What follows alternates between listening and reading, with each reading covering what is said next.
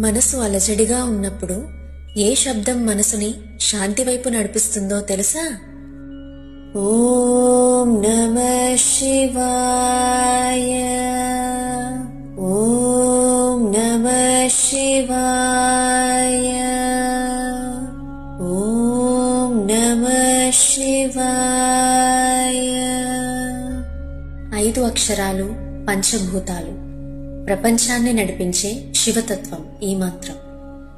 ఈ మంత్రం కేవలం పదాలు కాదు, శివుని 5 తత్వాల 5 రూపాల మర్మమిది.